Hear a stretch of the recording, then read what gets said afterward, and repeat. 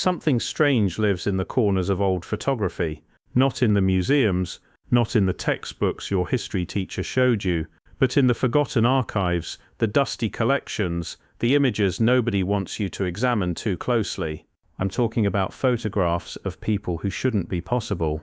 Not according to what we've been told about human biology anyway. People of extraordinary stature, 8 feet, 9 feet, sometimes more, captured on film before anyone thought to make them disappear from the official story. And then, suddenly, they were gone, vanished, erased from the narrative as if they'd never walked the earth at all. The timeline is specific, the cutoff is sharp. Around the mid-1800s, these individuals stop appearing in photographs, stop being documented, stop existing in any verifiable way. And the timing, the exact timing, matches something else we've been investigating. The global event known as the Mudflood. The burial of an entire civilization we're told never existed. This isn't coincidence. This is erasure. Let me show you what I mean. These aren't sideshow attractions. These aren't medical anomalies put on display for paying crowds. These are ordinary people, or at least people who were treated as ordinary in their time, going about their daily lives. A photograph from Siberia, year marked as 1870. 3 workers standing beside a doorway. The door itself measures 12 feet high. I verified this against the building's current dimensions because yes, the structure still exists. 2 of the men are average height by any standard. The third has to bend his neck to fit beneath the frame. He's wearing work clothes, dirt on his hands, expression of complete indifference. This is a construction crew on a Tuesday afternoon, not some carnival exhibit. Another image, American frontier territory, dated 1883. Railroad construction team, 7 men total. 3 of them stand head and shoulders, literally 3 feet above their companions. Same worn clothing, same exhausted faces, same casual body language that says, "This is just another day at work." Nothing about this photograph suggests spectacle or performance. It suggests normalcy. That's what makes these images so deeply unsettling. The giants aren't being celebrated. They're not being gawked at. They're just there, integrated into society, working alongside everyone else, as if towering over your co-workers by 3 feet is the most mundane thing in the world. And photographs like these, they're everywhere in the historical record, right up until they're not. The disappearance isn't gradual. There's no slow decline you can trace through successive decades. One moment these individuals are present in the photographic record with consistent frequency. The next moment they're gone completely, as though someone flipped a switch. As though the giants themselves ceased to exist all at once. So here's the question that keeps me awake. Where did they go? You already know about the Mudflood if you've been following this series. We've shown you the evidence. Cities buried under meters of sediment that appeared seemingly overnight. First-floor windows that became basement windows. Streets elevated to cover entire ground levels of architecture. A global pattern of catastrophic burial that occurred during the 1800s. The exact same period when giants vanish from documentation. The alignment isn't approximate, it's precise, almost mathematically precise. What if the Mudflood wasn't just about burying buildings? What if it was about burying people, specific people, the kind of people who knew things, who understood systems, who could operate and maintain technology that we've since forgotten existed? What if the physical burial of Tartarian civilization coincided with the deliberate removal of its protectors? Think about what remains. We have the structures themselves, massive, ornate, impossibly sophisticated for their supposed era. We have doorways built for bodies much larger than ours. We have basement windows that used to be ground floor entrances. We have architecture that makes no sense for the people who supposedly built it. What we don't have are the operators, the maintainers, the ones who actually knew how these systems worked. The giants are gone, and with them went the knowledge they carried. We've explored this before, the theory that these extraordinarily tall beings served as guardians of Tartarian infrastructure. The oversized doorways, the vaulted ceilings, the architectural proportions that seem wasteful and excessive by modern standards. All of it makes perfect sense if the buildings were designed for inhabitants significantly larger than us. But guardians of what, exactly? And why would removing them be necessary? Look at the technology embedded in these structures. The atmospheric electricity systems we've documented, the harmonic resonance chambers, the advanced water circulation networks, precision engineering that modern architects struggle to replicate, even with computer-aided design and power tools. These weren't simple buildings, they were machines. Complex, integrated machines that required skilled operators to function. And those operators needed to be the right size to reach the mechanisms, to manipulate the controls, to maintain the systems housed in architectural features we now dismiss as decorative flourishes. The giants weren't just guardians of buildings, they were guardians of operational knowledge. The kind of expertise that can't be written in a manual, the kind that requires physical presence, apprenticeship, hands-on demonstration across generations. And if they existed, which the photographic evidence overwhelmingly suggests they did, then their sudden disappearance creates a massive problem for the official historical narrative. You don't lose an entire subset of humanity without explanation, without records of disease, conflict, migration patterns, demographic decline, unless the disappearance was intentional, unless someone decided they needed to be removed, not just from the physical world, but from history itself. The deeper you dig into records from the 1800s, the more you notice something disturbing. Strange gaps in documentation, silences where there should be noise, hospital records that abruptly terminate, census data that becomes inconsistent or vanishes entirely, entire years where certain types of official documentation simply don't exist, not lost to fires or wars but missing as though they were never created or were systematically extracted later. These aren't random gaps, they're too consistent, too strategic, and when documentation does survive, it contradicts itself in revealing ways. Military records noting soldiers of impossible height, medical journals describing anomalies that are mentioned once then never referenced again, accounts of unusually large individuals that appear in one historical source and are completely absent from parallel accounts of the same events. This isn't sloppy record keeping, this is deliberate obfuscation. Consider the photographs themselves, the ones that survived. Many have been altered in subsequent reproductions. The scale normalized through cropping, proportions adjusted. In the digital age, outright manipulation. I've tracked down original glass plate negatives and compared them to published versions from even 20 years later. The changes are undeniable, systematic. Someone has been actively working to make these images less anomalous, less impossible, less threatening to the accepted narrative. The effort to sanitize these images spans more than a century. That level of sustained attention suggests serious motivation. But why? What threatens the established order so profoundly that evidence must be continuously suppressed across generations? Here's where the conspiracy deepens into something almost unimaginable.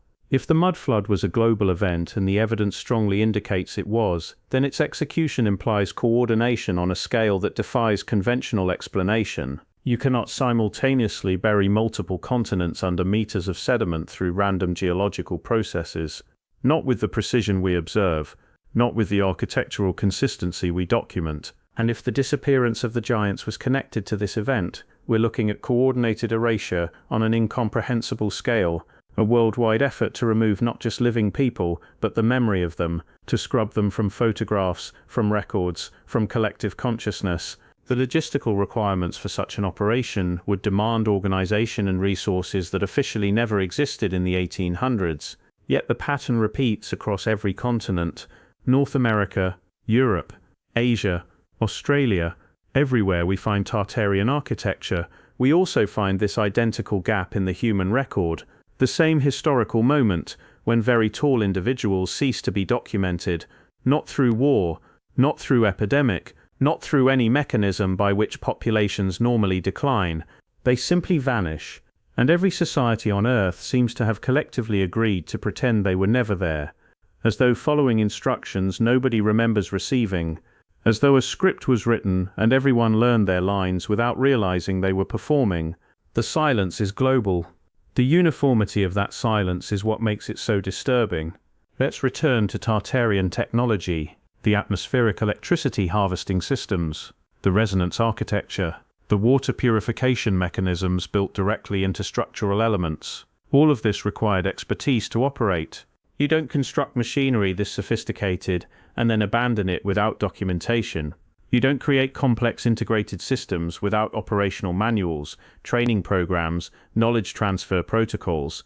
Unless the knowledge was never meant to be written, unless it was embodied, held by specific individuals whose physical capabilities matched the scale of the technology they managed, The absence of technical documentation might not indicate lost records, it might indicate knowledge that was never intended for documentation in the first place.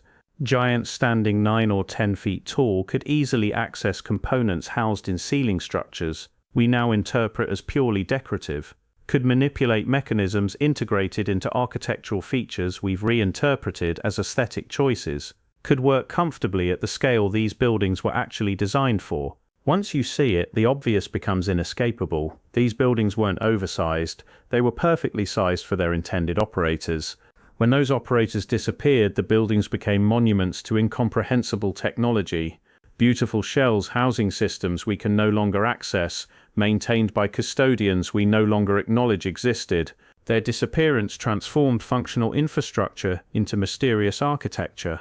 Purpose became decoration, function became historical curiosity. What haunts me isn't the presence of giants in old photographs, it's their complete absence from current discourse.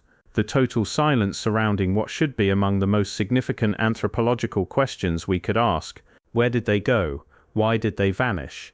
Who decided their existence should be eliminated from official history? Not just why, not when, not under whose authority. How? How do you coordinate erasure on a global scale? How do you convince or compel entire civilizations to forget a whole category of human being? How do you maintain that conspiracy of silence across generations, across cultures, across continents for more than a century? The mechanisms required for such comprehensive elimination suggest coordination at levels that have supposedly never existed in human history. Maybe the Mudflood provides the answer, a catastrophic event, whether natural or engineered, that literally buried the old world, that forced survivors into chaos, into scrambling for survival, into accepting new narratives from whoever emerged with power and resources. In the aftermath of such trauma, memory becomes flexible. Official histories can be written by whoever controls the reconstruction, and if the giants were specifically targeted for removal, either physically eliminated or relocated beyond reach of conventional society, then the Mudflood provides perfect cover. Blame their disappearance on the catastrophe itself. Fold their absence into the general trauma of the reset. Wait 2 or 3 generations for direct memory to die with the survivors. Then simply deny they ever existed. Rewrite the textbooks. Suppress the photographs. Normalize the architecture. Wait for time to complete the erasure. I keep returning to one question. What knowledge died with the giants? We're constantly told we live in an era of unprecedented progress, that each generation surpasses the last, that advancement is linear, inevitable, unstoppable.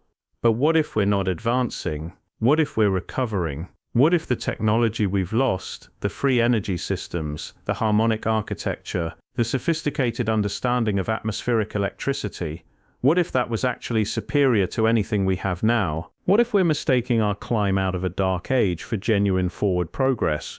The buildings suggest exactly that. They're more durable than modern construction, more energy efficient, more harmoniously integrated with natural systems, and they were allegedly built with technology far more primitive than what we possess today.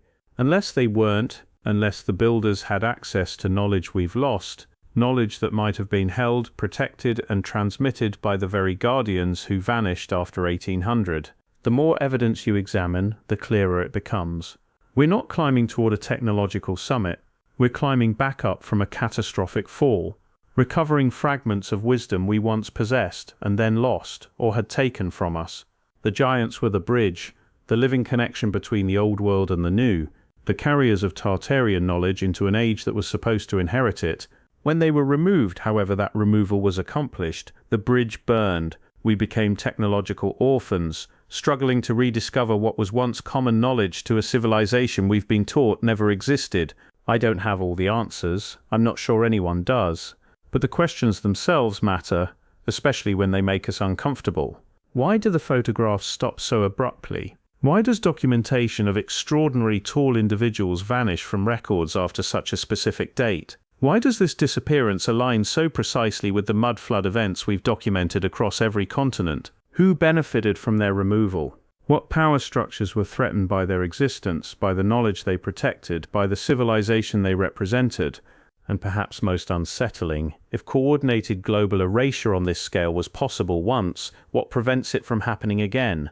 What other truths might be buried beneath meters of sediment and generations of enforced silence? What aspects of our current reality might we be living through without recognizing as historically significant until it's too late? The giants are gone. The buildings remain hollow, repurposed, stripped of their original function, and we're left with fragments, photographs that seem impossible, architectural features that make no logical sense, doorways built for bodies that officially never walked through them. The official narrative tells us we're seeing patterns where none exist, that the photographs are misinterpreted, the scale distorted, the evidence unconvincing, that we're imagining conspiracies to satisfy our need for mystery. But once you see it, you cannot unsee it. And the absence, the vast echoing absence where the giants should be in our historical record, that absence itself is evidence, a negative space in history shaped exactly like the truth we've been conditioned to forget. The void they left behind speaks louder than any surviving documentation ever could. What do you think? Have you noticed these patterns in old photographs? Share your observations in the comments. But be warned, this isn't information the algorithm wants circulating widely. The Guardians are gone. The civilization they protected has been buried and deliberately forgotten. And we're left with the simplest, most essential question: what else have we been taught to forget? What else don't we remember? And when will we finally demand answers?